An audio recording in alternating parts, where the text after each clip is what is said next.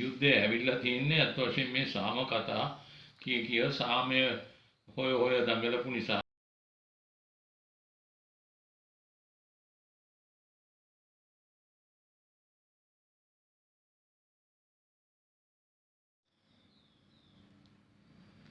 මගේ නම පාලිත සෙනනායක. මම තීරණය කරුවා YouTube නාලිකාවක් පටන් ගන්න. ඒ පටන් ගන්න තීරණය කරපු හේතුව තමයි අද රටේ ප්‍රකාශ වන සමාජීය සහ දේශපාලන මත ගැන දැනුවත් වුණාම අපිට ලොකු කනගාටුවක් තියෙනවා. මේ කනගාටුව මොකද මේ මත හුඟක් වැරදි. අනිත් එක මේ රටේ මිනිස්සු මට පේනවා ඉතිහාසය දන්නේ නැහැ. ඉතිහාසය සම්බන්ධයෙන් වැරදි ප්‍රකාශ තමයි හුඟක් කරන්නේ. මොකද සමහර වෙලාවට අපිට උදව් කරපු මිනිස්සු අපි සතුරෝ කියලා හිතාගෙන ඉන්නවා. සමහර අපිට සතුරුකම් කරපු අපිට බාධක දාපු මිනිස්සු අපි ආවඩනවා. ඉතින් ඒ වගේ තත්ත්වයක් මේ ලංකාවේ දැනට අද පවතින දේශපාලනයේ තියෙනවා. ඒක නිසා මම තීරණය කෙරුවා ඒ ඉතිහාසය සම්බන්ධයෙන් දැනුමත් අරගෙන මේ ඉතිහාසයේ කතිකාවතක් ඇති කරලා මේ රටේ මිනිස්සු දැනුවත් කරන්න කොහොමද මේ ජාතිය මෙතෙන්ට ආවේ. එතකොට දැන් ඒ අනුව මොකද්ද අපේ ඉදිරි ගමන. ඉංග්‍රීසියෙන් කතාවක් තියෙනවා those people who are not aware with history are bound to make the same mistakes that they made in the history. ඒ කියන්නේ ඉතිහාසය ගැන දන්නේ නැති පුද්ගලයෝ රටේ ඉතිහාසය ගැන දන්නේ නැති පුද්ගලයෝ ඒ ඉතිහාසයේ වෙච්ච වැරදි නැවත නැවතත් කරනවා. ඒක රටේ ඉදිරි ගමනට බාධාවක්. ඉතින් මම ගැන හැඳින්වීමක් කරනවා නම් මම වෘත්තියෙන් වරලත් ගණකාධිකාරිවරයෙක්. මම ලංකාවේ වගේම පිටරටත් වැඩ කරලා තිනවා. සීනි සංස්ථාවේ එතකොට නැව් සංස්ථාවේ ඒ වගේම පිටරට බ්‍රිටිෂ් බ්‍රිතාන්‍ය කම්පැනික වැඩ කරලා තිනවා. සෞදි අරාබියාවේ වැඩ කරලා තිනවා. එතකොට ඒ වගේ ලෝකේ හුඟක් තැන්වල වැඩ කරලා තිනවා. ඊට පස්සේ World Bank project එක ලංකාවේ මම හුඟක් කල් වැඩ කෙරුවා. ඉන්ෂුරන්ස් කෝපරේෂන් එකේ අලාභ තාක්ෂේරුකරුවෙක් හැටියට වැඩ කෙරුවා. හැබැයි මේ ඔක්කොම රස්සාවලට අමතරව මම කැමතිම වෙච්ච දෙයක් තමයි මේ මාධ්‍ය ලංකාවේ මගේ පියාණන් ගැන කතා කරනවා නම් ඔහු මේ ඉංග්‍රීසි මාධ්‍යයට ටිකක් කිට්ටුවෙන් වැඩ කරලා තියෙනවා. ඔහු හොඳ පොතපත කියවපු කෙනෙක්. ඒ අනුව මමත් පොඩි කාලේ ඉඳලම මේ මාධ්‍ය ඉංග්‍රීසි භාෂාවට මාධ්‍යයට යොමු වුණා. ඒ අනුව මම අනුගණන් වල මම පත්තර බලනකොට විශේෂයෙන් මේ ඉංග්‍රීසි පත්තර බලනකොට ඒවා නිතරම තිබුණේ මේ ලංකාවේ යුද්ධය ගැන. ලංකාවේ යුද්ධය ගැන තියෙන වැරදි මත ගොඩාක් මට හමු වුණා. විශේෂයෙන්ම මේ ඒ දවස්වල පත්තරේට නිතරම දායක වෙච්ච කෙනෙක් හිටියා ජෙහාන් පෙරේරා කියලා. අයිලන්ඩ් පත්තරේට තමයි ලිව්වේ. එයාට ડોક્ટર ජෙහාන් පෙරේරා කියලා කියනවා. මේ ලංකාවේ තිබිච්ච යුද්ධය ගැන ඔහුගේ කතිකාවත සම්පූර්ණ වෙනස්. ඔහු කිව්වේ මේ ලංකාවේ තියෙන යුද්ධය දෙමළ ජනවර්ගයට ලොකු අසාධාරණයක් සිද්ධ වෙලා තියෙනවා. ඒ අසාධාරණ තුලින් පැනනගත්ත පුද්ගලයෙක් තමයි ප්‍රභාකරන් කියන්නේ. ඒක නිසා ඒ අනුව ඔහුගේ කටයුතු සාධාරණීකරණය කිරීමක් තමයි ජෙහාන් පෙරේරා කියන මාධ්‍යවේදියා කෙරුවේ. ඔහු කලක් ඩේලි නිවුස් පත්‍රයේත් වැඩ කරලා තිබුණා. එතකොට දැන් මට මේක එකම වුණේ නැහැ මම මේකත් එක්ක. මොකද මට ලංකාවේ ජාති අතර ගැටුම පිළිබඳ වෙනම කතිකාවක් තිබුණා. මට ඒ දැනුම මට ලබා දුන්නේ මේ ප්‍රවීණ නීතිඥයෙක් කීර්තිමත් නීතිඥයෙක් හිටියා ලංකාවේ ඉස්සර එස්.එල්. ගුණසේකර කියලා. එතුමාගේ පොත් වගේක් මම කියවුවා. මම අර සිංහල ඩයස්පෝරා එකේ එංගලන්තේ අය ළඟ ඒ පොත් තිබුණා. ඒ අනුව මම ඔහුගේ පොත් කියවුවා. ඊට පස්සේ ලංකාවට ආවට පස්සේ මම එස්.එල්. ගුණසේකර මහත්තයා හම්බෙන්න ගියා. ගිහින් ඔහුලගේ ඉතා කිට්ටු සම්බන්ධකමක් මම ඇති කරගත්තා. අවසනාවට එතුමා අපේ අතර නෑ අද. ඉතින් ඒ අනුව ඒ දැනුමෙන් මම සම්පූර්ණ වෙලා හිටපු හින්දා මම මේ ජෙහාන් පෙරේරා කියන කතාවට විරුද්ධව මම පත්තරවල ලිව්වා. එතකොට වීරකෝන් කියලා කතුරු කෙනෙක් තමයි අයිලන්ඩ් පත්තරේ හිටියේ. ඊට පස්සේ මම පොතක් ලිව්වා ලංකාවේ යුද්ධය 2007 විතර යුද්ධය පටන් ගත්තාම මේ ලංකාවේ යුද්ධය කුරුළු යුද්ධයක් ඒක දෙමළ සංහාරයක් වගේ කතා හුඟක් ජාත්‍යන්තර මාධ්‍ය වලින් කියවුණා. ඒ ජාත්‍යන්තර මාධ්‍ය තුලින් ඒක කියවෙනකොට ඕස්ට්‍රේලියාවේ හිටියා මගේ යාළුවෙක් රංජිත් සොයිසා කියලා ඒගොල්ලන්ගේ තිබුණා ස්පර් කියලා මේ ස්පර් කියලා සංවිධානය එතුමා මට ආරාධනා කළා පොතක් ලියන්න කියලා. ඒ පොත තමයි ලංකාවේ යුද්ධය සම්බන්ධ පොත 2007 විතර පටන් ගත්තට ඉවර වුණු 2009 වුණා. ඒකේ පොතේ නම තමයි ශ්‍රී Lanka the war fueled by peace.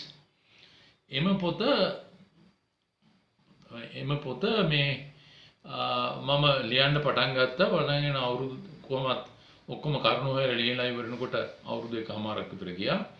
ඒ පොත ඕස්ට්‍රේලියාවේ ස්පර් කියන්නේ සිංහල කට්ටිය එකතු වෙච්ච ආයතනයක් මේ සංගමයක්.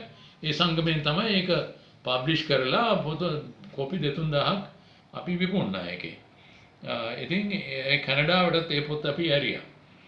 ඊට පස්සේ නිහාල් රත්නායක කියලා මහත්මයෙක් හිටියා ඩේල් නිවුස් එකේ. ඔහු මට ආරාධනා කෙරුවා ඩේල් නිවුස් පත්තරේ කොලම්ස් දෙකක් කරන්න කියලා. ඒ කොලම්ස් එක තමයි මම එකක් තමයි පොලිටිකල් පර්ස්පෙක්ටිව් කියලා කොලම් එකක් කෙරුවා. ඒකේ මේ වර්තමාන ඒ දවස්වල තිබිච්ච දේශපාලන වාතාවරණය ගැන තමයි අපි ලිව්වේ. මම ලිව්වේ ඒකට අමතරව third eye කියලා තව කොලම් එකක් තව තීරුවක් මම කෙරුවා. third eye කියන කොලම් එකේ තියෙන්නේ අලුත් අදහසක් දෙන එක තමයි අපි කරන්නේ ඒ කොලම් එකේ. ඉතින් මේක third eye කියන්නේ අර ලොබ්සර් ක්‍රාම්පා කියලා මිනිස්සෙක් third eye කියලා ඒ දවස්වල ජාත්‍යන්තර වශයෙන් ජනප්‍රිය වෙලා හිටියා. ඊට හුඟක් ඉස්සර එයාත් මේ අලුත් අදහස් තමයි දුන්නේ. ඒ අනුව නමුත් මේ කොලම්ස් දෙක මම කරගෙන යනකොට මට හුඟක් දුරට තේරුණා මේ ඩේල් නිවුස් වගේ පත්තරවල සිලොන් ඩේල් නිවුස් වගේ පත්තරවල ඒගොල්ලන් කතෘවරු ආණ්ඩුවට ටිකක් බයයි. ඉතින් ඒගොල්ලෝ හිතනවා සමහර වෙලාවට අපි ස්වාධීන අදහසක් ප්‍රකාශ කරුවොත් ඒගොල්ලෝ ඒවා දාන්න සමහර විට මැලි වෙනවා. මොකද ඒක ඒගොල්ලෝ හිතනවා ආණ්ඩුවේ මේ තියෙන්නේ මම ලියපු පොත. මේකේ නම the Sri Lanka the war fueled by peace කියන්නේ මේකේ සිංහල අර්ථය නම් සාමයෙන් ඇවිලුණු ලංකාවේ යුද්ධය. ඇත්ත වශයෙන්ම මම මේක සම්බන්ධයෙන් හුඟක් රිසර්ච් කරලා මම තේරුම් ගත්තා මේ යුද්ධය ඇවිල්ලා තින්නේ ඇත්ත වශයෙන්ම මේ සාම කතා කිය සාමය හොය දඟලපු නිසා ජාත්‍යන්තර ප්‍රජාවත් සාමයට ගෙනපු නිසා තමයි මේ යුද්ධය මෙච්චර දුරදිග ගියේ කියන එක තමයි මගේ අදහස උනේ. මම ඒක මේ පොතේ තියෙන කරුණු වලින් ඔප්පු කෙරුවා.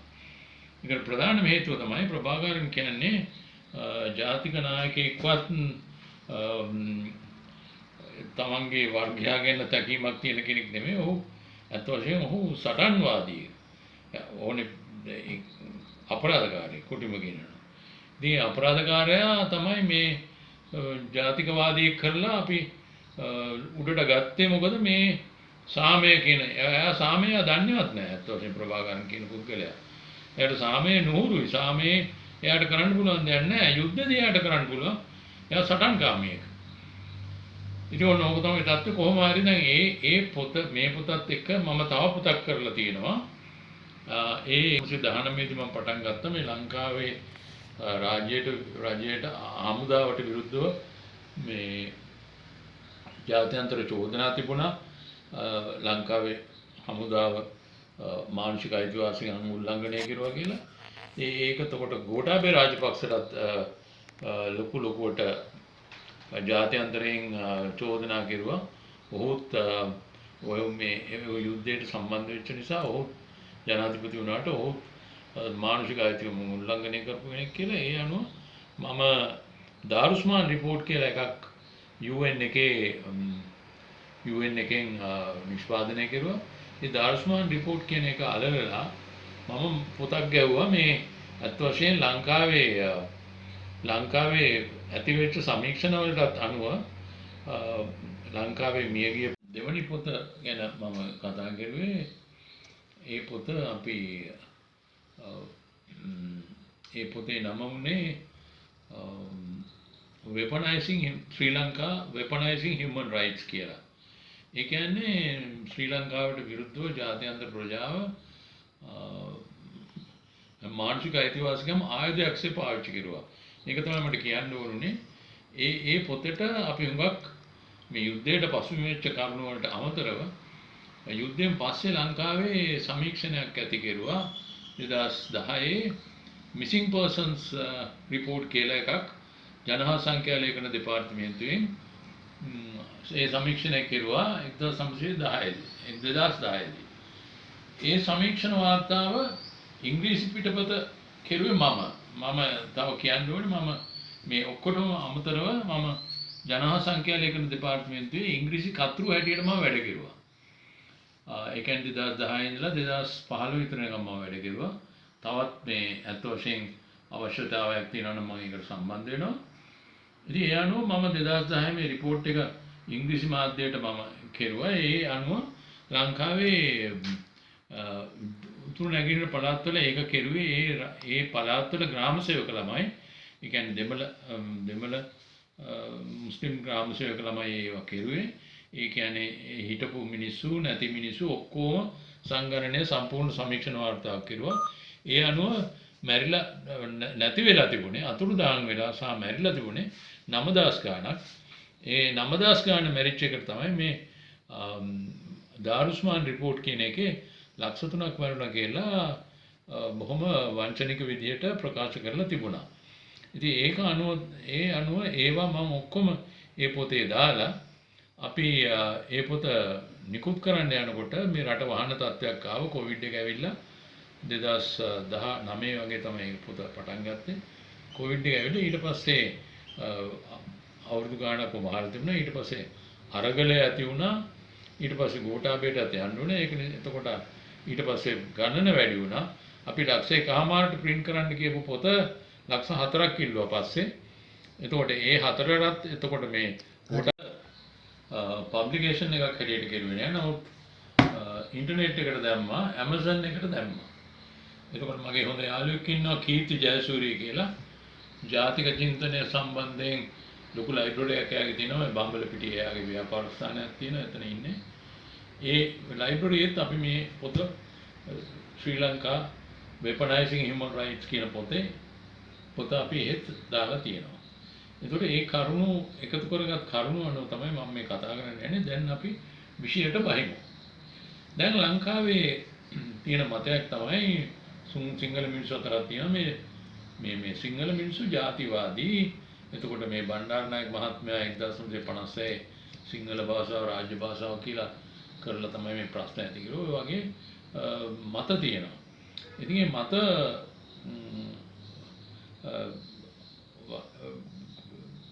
ඇත්ත වශයෙන් ඒවා බොරු කියලා ඔප්පු කරන තමයි මම මේ සැරසෙන්නේ. මොකද මම ඉතිහාස කරුණු අනුව මට ඒක කරන්න පුළුවන්. මම දන්නේ ඉතිහාසය අනුව, මම දන්නේ විතරක් නෙවෙයි ලංකාවේ සත්‍ය ඉතිහාසය අනුව. ඒ කියන්නේ අපි ගියොත් බ්‍රිතාන්‍ය යුගයට 1700 ගණන් වල තමයි බ්‍රිතාන්‍යය ලංකාවට එන්නේ. එතකොට 1700 ගණන් වල ඇවිල්ලා ඒගොල්ලෝ පහත් බිම්වල බලය තහවුරු කරගත්තට ඒගොල්ලන්ට උඩරට යන්න හම් වෙන්නේ නැහැ. අවුරුදු 10ක් 12ක් වගේ 15ක් වගේ කාලයක් ඒගොල්ලෝ ඉඳලා අන්තිමේ 1815ට කිට්ටු වෙනකොට ඒගොල්ලෝ ඇග්‍රීමන්ට් එකකින් උඩරට බලය අල්ල ගන්නවා. ඒ උඩරට බලය අල්ලගත්තට පස්සේ කොහොම හරි 1815 ලොකු යුද්ධයක් ඇති වෙනවා. ලොකු කැරැල්ලක් ඇති වෙනවා. පුරන්නප්පු තමයි කැරැල්ලට නායකම දෙන්නේ. පුරන්නප්පු සහ ඒ උඩරට නිලවිලා කීප දෙනෙක්ම ගාලා ඇත්ත වශයෙන් සුද්දා ලංකාවෙන් එළියට දාන්න තත්ත්වයට එනවා. ඊට පස්සේ එයා මේ සුද්දා කරන වැඩේ බ්‍රිතාන්‍ය යටත් විජිතවාදීන් කරන්නේ ලංකාවේ අර අවුරුදු 10ට උඩ 35ට සටන් කරන්න පුළුවන් වයසේ ඉන්න ඔක්කොම මිනිස්සු මරනවා. කොස්ගස් පොල්ගස් පවා කපලා දානවා උඩරට පළාත්වල. එහෙම දෙයක් කෙරුවට සුද්දා යටත් විජිතවාදී බ්‍රිතාන්‍ය තීරණයකට ආවා මේ ප්‍රශ්න නිසා මේ සිංහල මිනිස්සුත් එක්ක මේ රට කරන්න බෑ. ඒක නිසා අපි වෙන ජන කොටසක් එළියට ගන්න ඕනේ. කෙනෙක් තීරණයට ඒගොල්ලෝ ආවා. ඒගොල්ලන්ගේ ස්ථාවරය වුණේ ඒගොල්ලෝ යටත් විජිත යටත් කරගත් රටවල් ඔක්කොගේම යම් යම් ජාතීන් එකිනෙකාට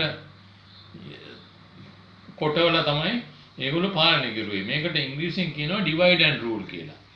ඉතින් බ්‍රිතාන්‍ය අධිරාජ්‍යවාදීන්ගේ ජනප්‍රියම ක්‍රමය තමයි divide and rule කියන්නේ. ඒක නිසා ලංකාවේ ඒගොල්ලෝ බැලුවා දැන් ඊළඟට ගන්න ජන කොටස මොකද්ද මේ සිංහල මිනිස්සු පාලනය කරන්න යම් කිසි ජන කොටසක් ගන්න ඕනේ. උදාහරණයකට ආයේ රුවන්ඩා කියන රට බෙල්ජියම් යටත් විජිතවාදීන් ආක්‍රමණය කරුවාම ඒගොල්ලෝ හූටු කියලා ජාතියක් හිටියා, ටුට්සි කියලා ජාතියක් හිටියා.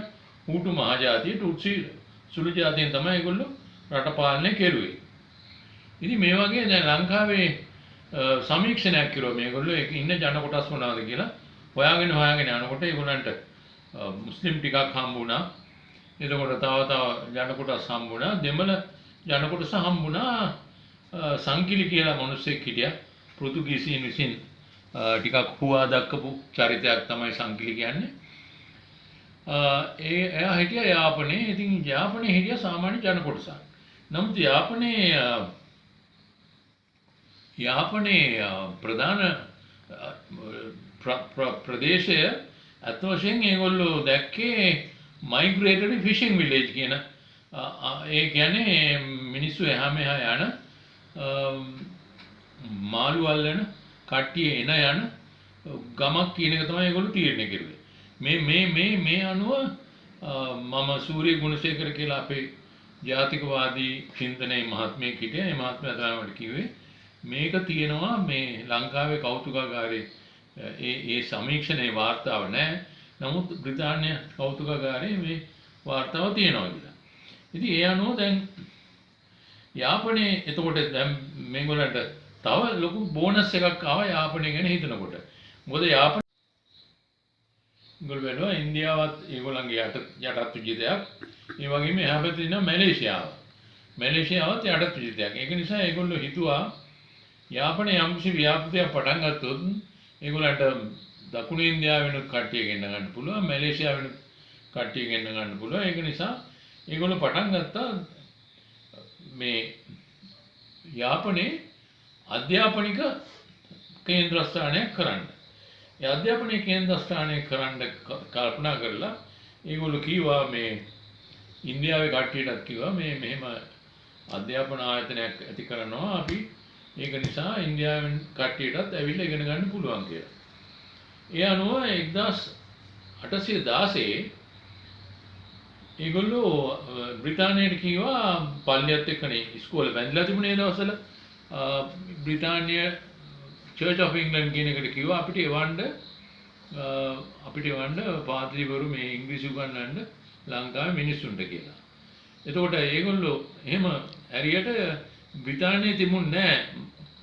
මොකද ඒගොල්ලන්ට යටත් විජිත ගොඩාක් තිබිච්ච නිසා ඒ තැන් වලට ඇරලා බ්‍රිතාන්‍යයේ තිබුණේ නැහැ.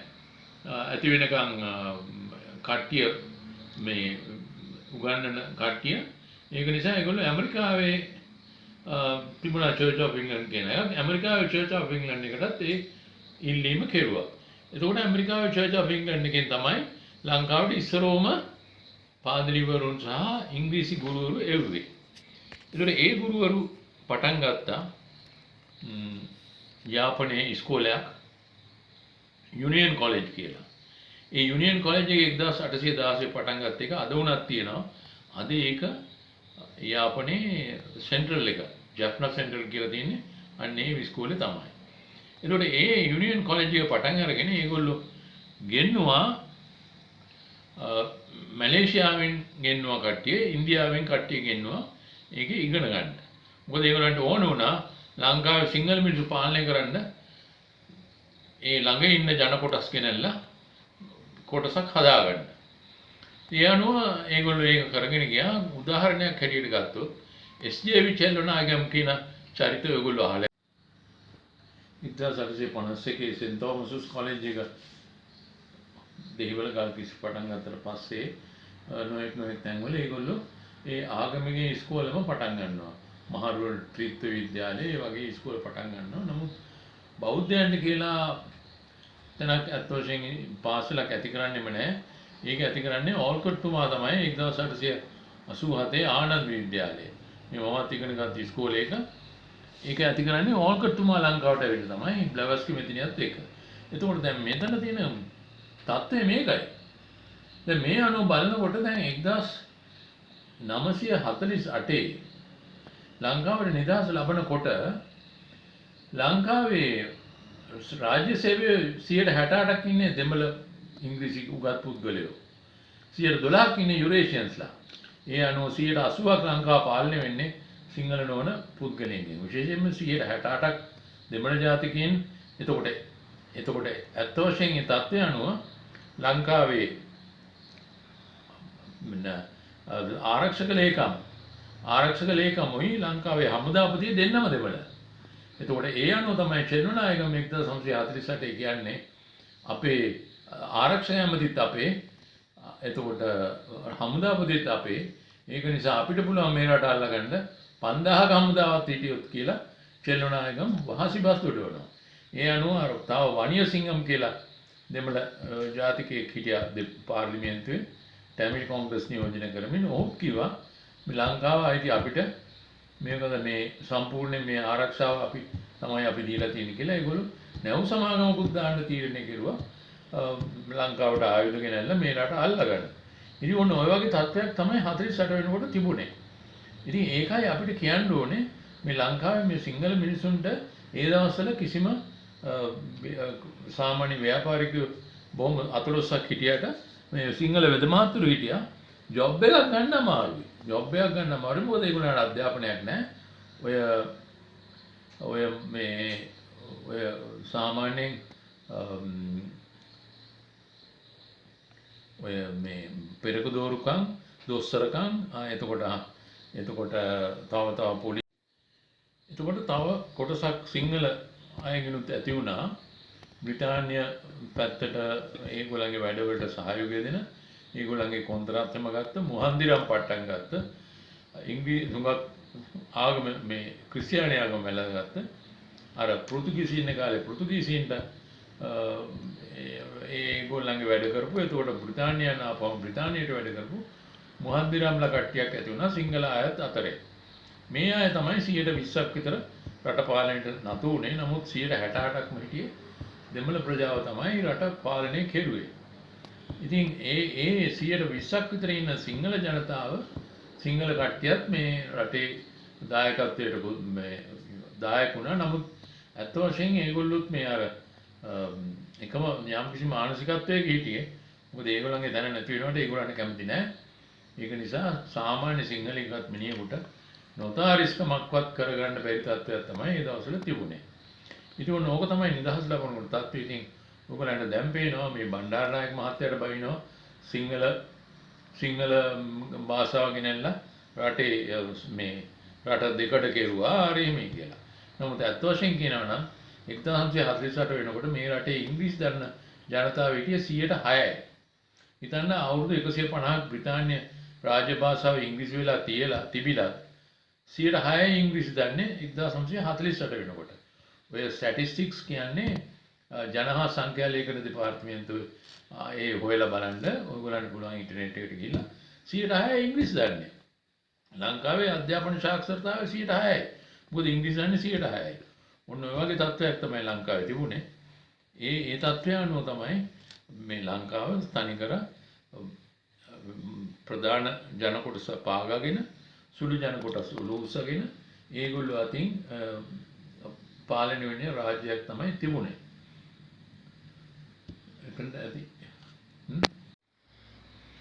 එතකොට චෙන්නුනායකම ලංකාවට එනකොට ඔහුට අවුරුදු 8යි. ඔහුගේ අම්මා තාත්තා එක්ක ලංකාවට එනකොට චෙන්නුනායකමට අවුරුදු 8යි. ඒ වගේම තමයි ප්‍රභාකරන් කියන්නේ මේ LTT නායකයා. ඔහුගේ මුතුන් මිත්තෝ, ඔහුගේ තාත්තගේ තාත්තා ඇවිල්ලා තියෙන්නේ කේරළ වලින්. අත් වශයෙන් ප්‍රභාකරන් කියන්නේ දෙමළ ජාතිකයෙක් නෙමෙයි. ඔහු මලයාලි ජාතිකයෙක්. ඔහුගේ මුතුන් මිතු මලයාලි. මලයාලි කියන්නේ කේරළ රටේ ඉඳලා තමයි එයා ලංකාවට එන්නේ. එයාගේ මුතුන් මිතු ලංකාවට එන්නේ. ඒ විදිහට මේ රටට පිටින් මිනිස්සු ගෙනල්ලා බ්‍රිතාන්‍ය අධිරාජ්‍යවාදීන් දෙමළ බලවත් දෙමළ ජන කොටසක් මේ රටේ ඇති කෙරුවා. විතරක් නෙවෙයි ඒගොල්ලන්ට අධ්‍යාපනය දීලා ඒගොල්ලොන්ට ඉංග්‍රීසි හොඳට ඉගෙනුවා. ඉතින් නිකන් බලන්න 1816 මේ ඉස්කෝලේ යාපනයේ පටන් ගන්න ඉංග්‍රීසි. එතකොට රාජ්‍ය භාෂාව ඉංග්‍රීසි. 1816 තමයි බ්‍රිතාන්‍ය අධිරාජ්‍යවාදීන් ලංකාවේ රාජ්‍ය භාෂාව ඉංග්‍රීසි කරන්නේ. ඒකට ඉංග්‍රීසි කරලා කොළඹ තමයි අගනුවර. ඒ පෘතුගීසි කාලේ ඉඳලා කොළඹ ඒකට අගනුවර. ඒ කොළඹට ඉස්කෝලයක් දෙන්නේ නැහැ. මේගොල්ලෝ යාපනයේ තමයි ඉස්කෝල දෙකම දාන්නේ. සෙන්ට් ජෝන්ස් ජැප්නා කියන එකයි අනිත් ඉස්කෝල තමයි මේ යුනියන් කොලෙජ් ජැප්නා කියන එක. ඒතකොට එහෙම කරලා ඊට පස්සේ කොළඹ ඉස්කෝලයක් ඉංග්‍රීසි උගන්වන්න පාසලක් ඇති කරන්නේ 1836. ඒක තමයි කොළඹ ඇකඩමි කියලා පටන් ගන්නවා. ඒක තමයි වර්තමාන රොයල් කොලෙජ් එක. එතකොට ගල්කිස්සේ ඊට පස්සේ පටන් ගන්නවා 1851 සෙන්ට් තෝමස් කොලෙජ් එක. ඉතින් ඒ වගේ තමයි මේ අධ්‍යාපනය